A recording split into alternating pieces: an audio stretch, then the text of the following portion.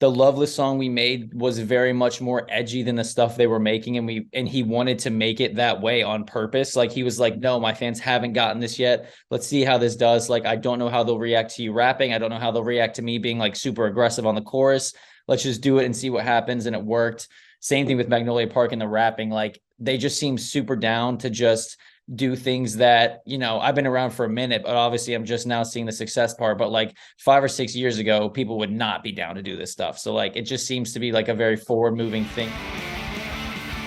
So this is like my first tour in a while, and I haven't written anything on the road. So the way that we approached this basically was we've kind of just been doing this thing where we've been trying to mix as many genres as we can without it sounding like it's kind of all over the place.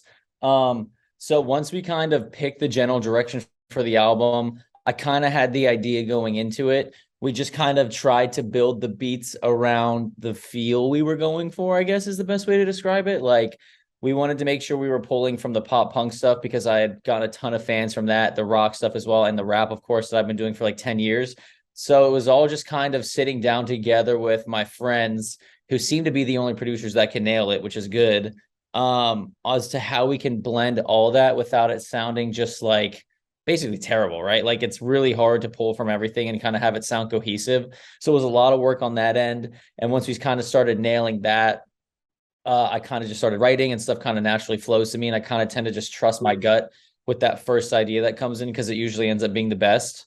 Um, and songs like White Flag on the album actually weren't going to make it until we went back in and remade the beats to make it fit the new stuff. So like, it's kind of hard to pinpoint exactly what the process was because it really is all over the place, but it somehow stays organized too. It's really cool how down they were just for the cause. Like, genuinely, they're both of the nicest people I've ever met in music, especially for how well things are going.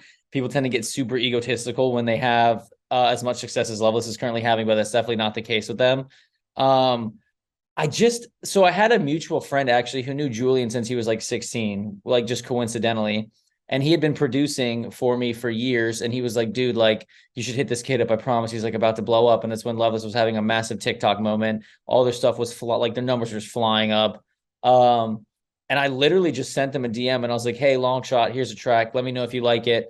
And it was White Flag actually initially. And he was like, yo, I don't like how I sound on this. Let's make something from scratch. So we went into my buddy Jaden Seeley's studio together, made Heavyweight in like 2 or 3 hours. Like all of us just meshed so well together. It was a super easy song to make. It was really fun. And obviously the ones that come out the quickest seem to do the best. And that is very much the case for Heavyweight because it is just ripping. And it was an absolute blast to work with them. I think it was really cool because I haven't heard a Magnolia Park song where their lead singer Josh was kind of rapping. So we got him to kind of do that. And it was really sick because I wasn't expecting, again, like getting people out of their comfort zone with artists tends to be really hard. But Josh was just like, no, dude, like I got it. And he killed it.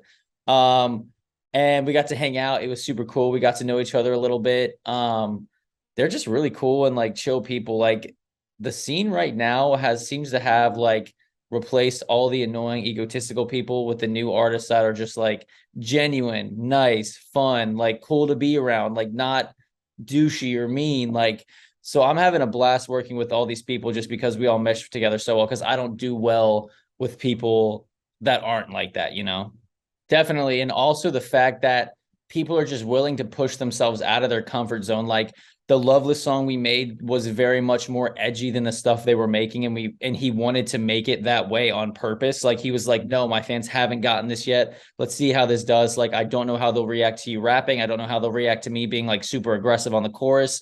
Let's just do it and see what happens. And it worked. Same thing with Magnolia Park and the rapping. Like they just seem super down to just do things that, I've been around for a minute, but obviously I'm just now seeing the success part. But like 5 or 6 years ago, people would not be down to do this stuff. So like it just seems to be like a very forward moving thing where everyone's just like down to try new things and get out of their comfort zone. And that's obviously super important for everyone to just keep growing as artists. So, we're not mad about that. They're sick. So we've been friends with their camp for a pretty long time through my management, actually. He was going back and forth about managing her, but they ended up not, but it's always just been a super friendly relationship. So when we actually had her in mind the whole time and we were just kind of looking for the right song. So once we made that Ground Zero song, we felt it was the closest to her sound, but also still different enough that like it would catch her fans' ear, you know? So we sent it to her. She absolutely loved it and just probably within 24 hours sent a verse back, and it was awesome. And they've just been great the entire experience. Like they are, again, like I keep saying, it's genuinely nice people who aren't annoying to work with, like super kind. We talk all the time, just like on the side as friends anyway. So it was really cool to just get that together and have it end up so well, because a lot of people actually are saying that's their favorite on the album. So for like 6 years, I was completely independent and living off of my music. And I was just like passing all these signed artists on record labels. And it just seemed like the more success I got, the less the industry was like paying attention. Like it just seemed like they were looking the other way. And then it got to a point where I like broke 1 million monthly listeners on Spotify. Now I'm on my own headline tour. And the title was just like, hey, like wake up. Like, how are you still sleeping on this? Like what I've built, like everything that's going on here. And that was just kind of like my ode to the music industry, I'd guess, because throughout the album I kind of just touch on it. But yeah, it's just like how is this still getting overlooked? Like, and honestly, like it's not even a big deal, but it's just like when I see like my friends get signed and they're on the industry side of things, and as an independent artist, there's some things you don't get if you're not on that part. So this album was a step into the music industry as I got signed by my independent label position. It was my step like, okay, now I have a booking agent. Now we're going to try the industry games and see what they say. And if they wake up or not, like we're here to stay. There's nothing they can do. And that was basically the whole point of that album for sure. I mean, it's definitely paid off. Just like the stuff we have going on behind the scenes right now for sure, but they definitely have come in and done stuff that I couldn't do for myself.